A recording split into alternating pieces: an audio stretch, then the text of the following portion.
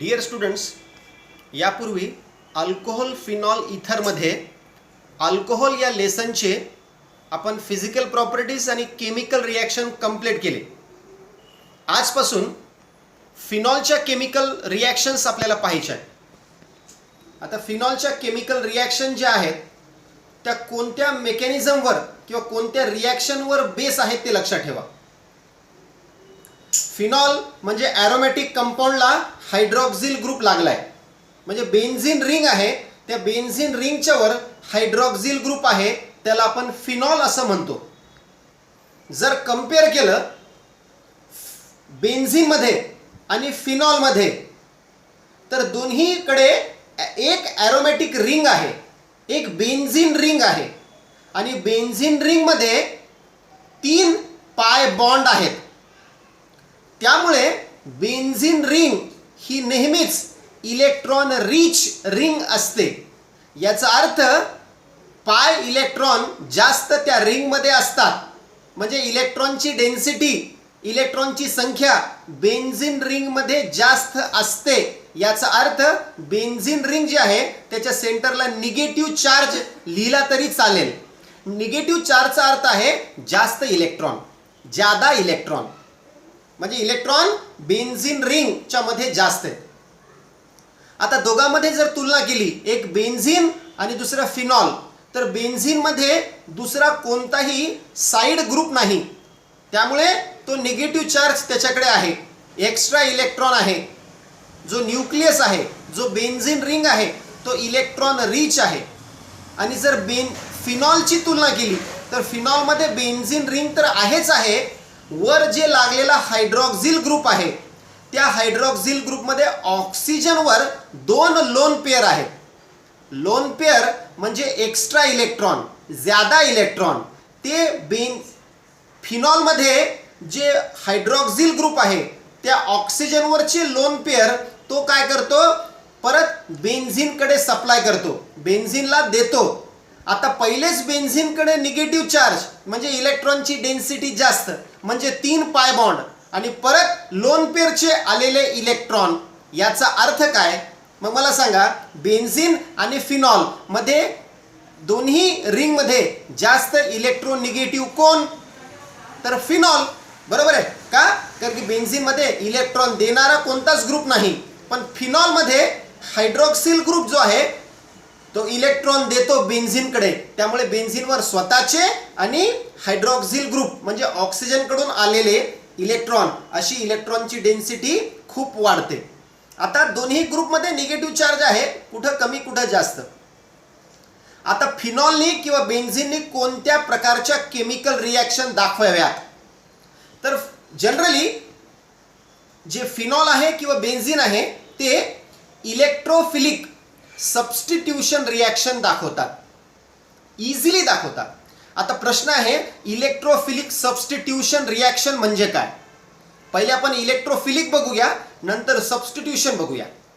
Electrophilic रिॲक्शनचा अर्थ असा item किंवा ग्रुप, असा ॲटम किंवा ग्रुप ज्यावर पॉझिटिव्ह चार्ज आहे. म्हणजे असा एखादा ॲटम की ज्याचं स्वतःचा इलेक्ट्रॉन त्यांनी दुसऱ्याला ऑलरेडी कोणाला तरी दिलाय आणि त्यावर त्या ॲटमवर पॉझिटिव्ह चार्ज आहे, म्हणजे त्याला कशाची गरज आहे, आता त्याला इलेक्ट्रॉनची गरज आहे. आता जर त्याला इलेक्ट्रॉनची गरज आहे तो कोणाकडे जाईल, फिनॉल जे आहे, फिनॉलमध्ये जो हायड्रॉक्सी ग्रुपचा ऑक्सिजन आहे तो इलेक्ट्रॉनवर आल्यामुळे आता येणारा जो ग्रुप आहे तो आता फिनॉल बेन्झीन रिंगवर निगेटिव्ह चार्ज, इलेक्ट्रॉनची डेन्सिटी जास्त, येणारा ग्रुप कोणता असेल, म्हणजे येणारा ॲटम किंवा ग्रुप जर पॉझिटिव्ह चार्ज असेल, पॉझिटिव्ह चार्ज म्हणजे ज्याला इलेक्ट्रॉनची गरज असेल आणि बेन्झीनकडे इलेक्ट्रॉन जास्त आहेत, मग तो बॉन्ड त्याच्याशी तयार करेल का, की एखादा निगेटिव्ह चार्ज, म्हणजे जसं Cl वर निगेटिव्ह चार्ज, ब्रोमिनवर निगेटिव्ह चार्ज, आयोडीनवर निगेटिव्ह चार्ज. जर निगेटिव्ह चार्ज असतील तर त्याला आपण न्यूक्लिओफाईल म्हणतो. मग न्यूक्लिओफाईल इकडे समजा आहे आणि इकडे फिनॉल आहे. Phenol electron rich, nucleophile negative charge. मग पहिलेच निगेटिव्ह चार्ज, अजून निगेटिव्ह चार्ज, दोन्ही निगेटिव्ह चार्ज जर एकमेकांच्या जवळ आले तर त्या दोघांची रिॲक्शन होत नाही, स्टेबल प्रोडक्ट तयार होत नाही. आणि त्यामुळे बेन्झीन असो का फिनॉल असो, बेन्झीनच्या किंवा फिनॉलच्या न्यूक्लियसमध्ये इलेक्ट्रॉनची डेन्सिटी खूप जास्त आहे, निगेटिव्ह चार्ज खूप जास्त आहे, येणारा ग्रुप हा नेहमी इलेक्ट्रोफाईल असतो. म्हणजे इलेक्ट्रोफाईल म्हणजे पॉझिटिव्ह चार्ज, ज्याकडे इलेक्ट्रॉनची कमतरता आहे, तो इलेक्ट्रॉनच्या शोधामध्ये कोणासोबत बॉन्ड तयार करेल? फिनॉल सोबत बॉन्ड तयार करेल. मग ते झालं इलेक्ट्रोफिलिक रिॲक्शन. आता सबस्टिट्यूशनचा अर्थ काय? सबस्टिट्यूशनचा अर्थ आहे one atom or group replace by other atom or group. म्हणजे एखाद्या कंपाऊंडमधून एखादा ॲटम किंवा ग्रुप निघून त्या जागी दुसरा ॲटम किंवा ग्रुप जर आला, त्यांनी बॉन्ड जर तयार केलं, त्या रिॲक्शनला सबस्टिट्यूशन रिॲक्शन असं आपण म्हणतो. म्हणजे फिनॉल आहे, फिनॉलमध्ये बेन्झीन रिंग आहे, बेन्झीन रिंगच्या प्रत्येक कार्बनकडे एक हायड्रोजन आहे.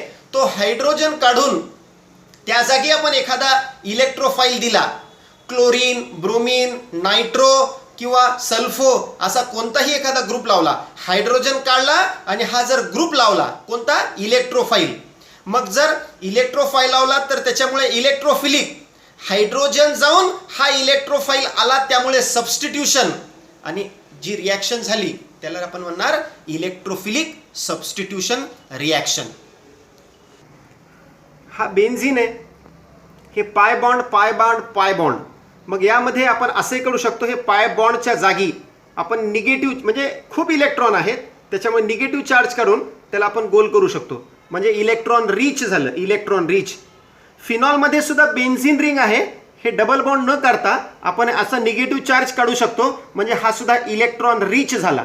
आता हा जो इलेक्ट्रॉन रिच फिनॉल आहे, तर इथे माझ्याकडे दोन सबस्टिट्युएंट आहेत. एक आहे इलेक्ट्रोफाईल. इलेक्ट्रोफाईल म्हणजे आपण जनरली त्याला रिप्रेझेंट करू एक्स प्लसनी, म्हणजे ज्याच्यावर पॉझिटिव्ह चार्ज आहे त्याला इलेक्ट्रोफाईल म्हणायचं. आता इलेक्ट्रोफाईल कोणते कोणते आपल्याला लक्षात ठेवायचे? Cl plus, Br plus, I plus, NO2 plus आणि SO3H प्लस. आता पॉझिटिव्ह चार्ज याचा अर्थ काय? तर याचा अर्थ असा बघा, हा समजा दोन क्लोरीन घेतले आपण, जसं Cl2 चा मॉलिक्यूल घेतला आपण, Cl2 क्लोरीन मॉलिक्यूल आहे. या क्लोरीन मॉलिक्यूलमध्ये मी हेटेरोलायटिक क्लिवेज केलं. काय केलं? हेटेरोलायटिक, HETEROLYTIC, हेटेरोलायटिक क्लिवेज. हेटेरोलायटिक क्लिवेजचा अर्थ आहे हे जो दोन, एक बॉन्ड होता याचा अर्थ एक बॉन्ड म्हणजे दोन इलेक्ट्रॉन. हे दोन इलेक्ट्रॉन मी असे मधून ब्रेक केले. मग काय झालं? दोन इलेक्ट्रॉन, एक इलेक्ट्रॉन या क्लोरीनचा होता, दुसरा इलेक्ट्रॉन दुसऱ्या क्लोरीनचा होता, पण मी बॉन्ड ब्रेक करताना दोन्ही इलेक्ट्रॉन एका क्लोरीनकडे दिले. मग या त्या क्लोरीनवर आला निगेटिव्ह चार्ज, आणि ज्या क्लोरीनचा एक इलेक्ट्रॉन होता बॉन्ड ब्रेक केल्यानंतर या क्लोरीनकडे काहीच उरलं नाही, म्हणजे स्वतःचा इलेक्ट्रॉन त्यांनी लॉस केला. याला म्हणूया इलेक्ट्रोफाईल, EU असं म्हणतात. EU म्हणजे इलेक्ट्रोफाईल. त्याच पद्धतीने ब्रोमीन आहे, त्याचं सुद्धा आपण बॉन्ड ब्रेकेज केलं हेटेरोलायटिक फ्युजननी, तर काय होईल? एक Br मायनस तयार होईल, दुसरा Br प्लस तयार होईल. जो प्लसवाला Br असतो, ब्रोमीन पॉझिटिव्ह चार्ज, म्हणजे याचा अर्थ स्वतःचा एक इलेक्ट्रॉन त्यांनी दुसऱ्या ब्रोमीनला देऊन टाकला. या पॉझिटिव्ह चार्ज ब्रोमीनला इलेक्ट्रोफाईल असं म्हणतात.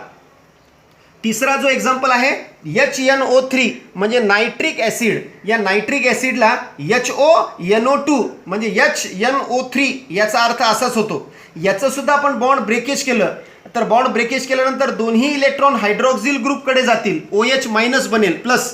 या NO2 कडे आता काहीच राहणार नाही, या NO2 कडे पॉझिटिव्ह चार्ज राहील, म्हणजे हा बॉन्ड असा. आणि त्याच पद्धतीने H2SO4 म्हणजे सल्फ्युरिक ॲसिड, तो बॉन्ड सुद्धा आपण हेटेरोलायटिक क्लिवेजने जर बॉन्ड ब्रेक केला. हेटेरोलायटिकचा अर्थ आहे समसमान नाही, भेदभाव. दोन्ही इलेक्ट्रॉन एका ग्रुपकडे द्यायचे, दुसऱ्या इलेक्ट्रॉनकडे काहीच नाही द्यायचं. म्हणजे याचा इलेक्ट्रॉन जो होता तो देखील आता हायड्रॉक्सिल ग्रुपने घेतल्यामुळे OH वर निगेटिव्ह चार्ज येईल आणि SO3H याच्यावर पॉझिटिव्ह चार्ज येईल. हे सर्व जे आहेत ते इलेक्ट्रोफाईल झाले. आता न्यूक्लिओफाईल बद्दल आपण आता चर्चा करू नये. न्यूक्लिओफाईल बद्दल फक्त न्यूक्लिओफाईल म्हणजे निगेटिव्ह चार्ज एवढं लक्षात ठेवा. Cl minus, Br minus, I minus, Cn minus, OH minus, हे सगळे निगेटिव्ह चार्ज जे आहेत त्यांना आपण न्यूक्लिओफाईल असं पण म्हणणार, न्यूक्लिओफाईल असं पण म्हणणार. आता तुम्हीच मला सांगा, हा जो तुम्हीच सांगा, तुम्ही पहा ही जी बेन्झीन रिंग आहे, जी निगेटिव्ह चार्ज आहे, ज्याच्यावर खूप इलेक्ट्रॉन आहेत, याच्यासोबत बॉन्ड कोण तयार करावेत? या इलेक्ट्रॉननी बॉन्ड तयार करावेत या न्यूक्लिओफाईलनी बॉन्ड तयार करावेत. आता बघा इथे पहिलेच निगेटिव्ह चार्ज आहे आणि परत जर निगेटिव्ह चार्ज आले तर मग बॉन्ड तयार होणं शक्य नाही, त्यामुळे न्यूक्लिओफिलिक सबस्टिट्यूशन होत नाही.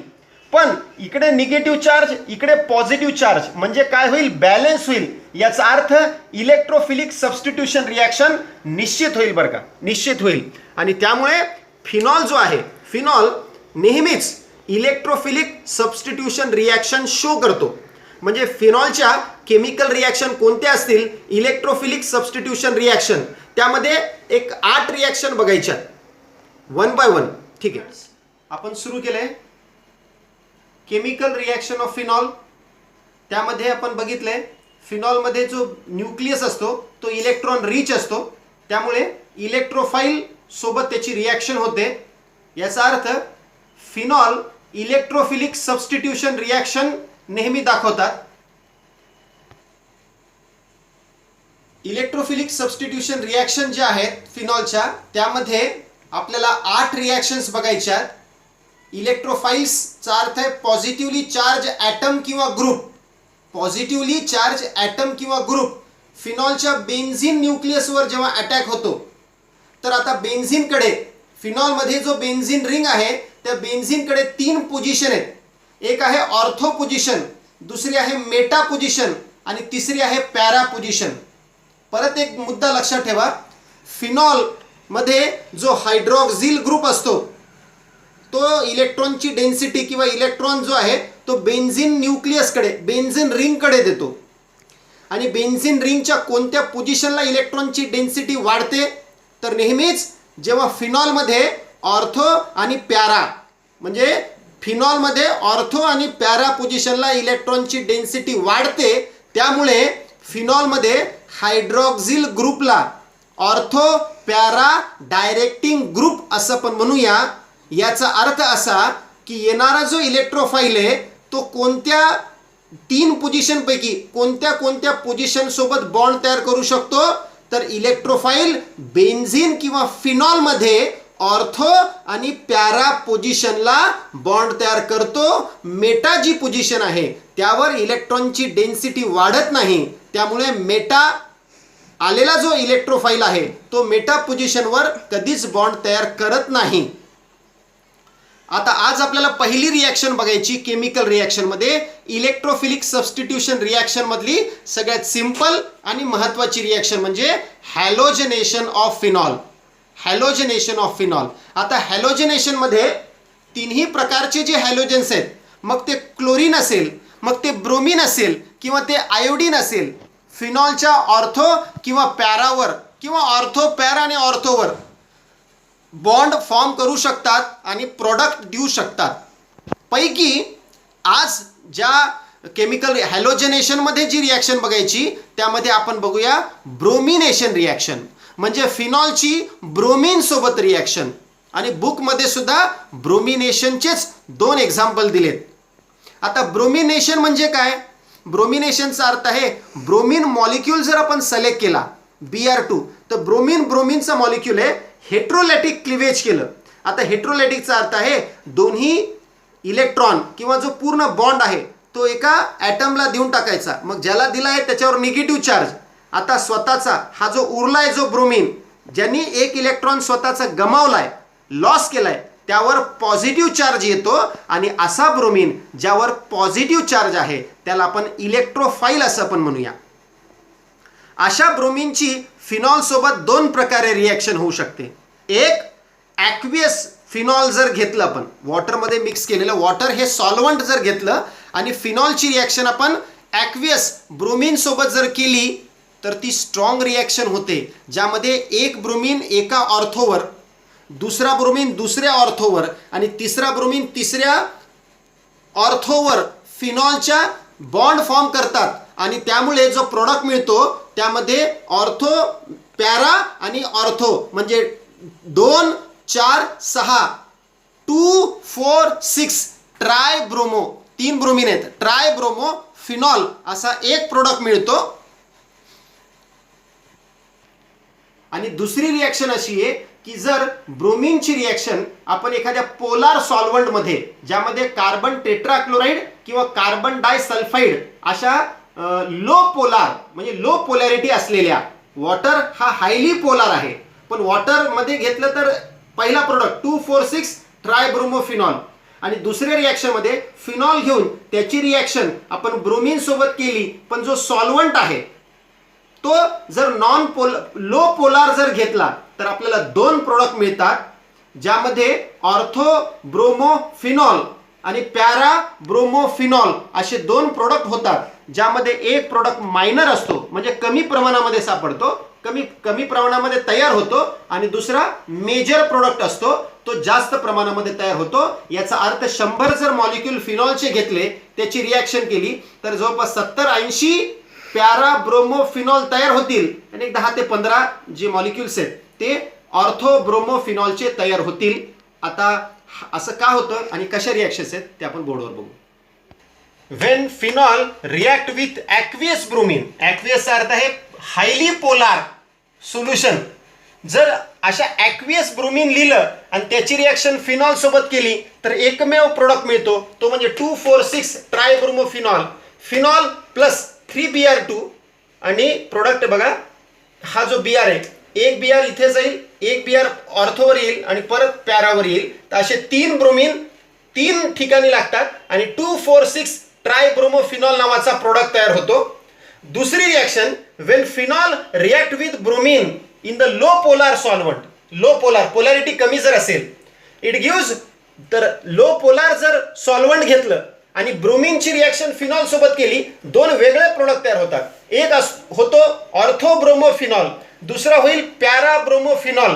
असं मिक्सचर ऑफ 2 प्रोडक्ट तयार होतात. ही रिॲक्शन कशी होते बघा, फिनॉल घेतला, ब्रोमीन घेतला, एकदा इथे लागेल पहिल्यांदा आणि दुसऱ्यांदा इथे लागेल, पण हा मेजर आहे, हा मायनर आहे. का बरं?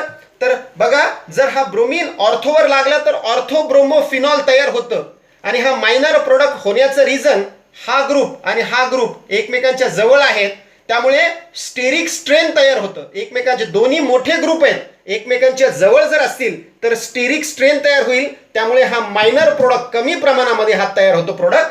आणि त्यामुळे काय होतं, जनरली हा जो ब्रोमीन जर ऑर्थोवर लावला, पॅरावर लावला, पॅरा पोझिशनवर, तर एकच ब्रोमीन पॅरा पोझिशनवर लागतं, पॅरा ब्रोमोफिनॉल तयार होतं आणि हा मेजर प्रोडक्ट तयार होतो. का? कारण की हा जो OH आहे आणि हा Br एकमेकांच्या खूप दूर आहेत, म्हणजे कोणत्याही प्रकारचा स्टेरिक स्ट्रेन याच्यावर नाही, हा मेजर प्रोडक्ट आहे. समजा 100 मॉलिक्यूल घेतले, जवळपास 80 मॉलिक्यूल हे तयार होतात आणि 20% आणि 80% असा दोघांचा एक कमी जास्तीला रेशो आहे. आणि या पद्धतीने आपण ब्रोमीनची रिॲक्शन फिनॉल सोबत केली. ब्रोमीन हा हॅलोजन आहे, त्यामुळे या रिॲक्शनला हॅलोजनेशन ऑफ फिनॉल असं आपण म्हणणार. उद्या दुसरी केमिकल रिॲक्शन बघू. माझ्या चॅनलला लाईक, शेअर आणि सबस्क्राईब करा.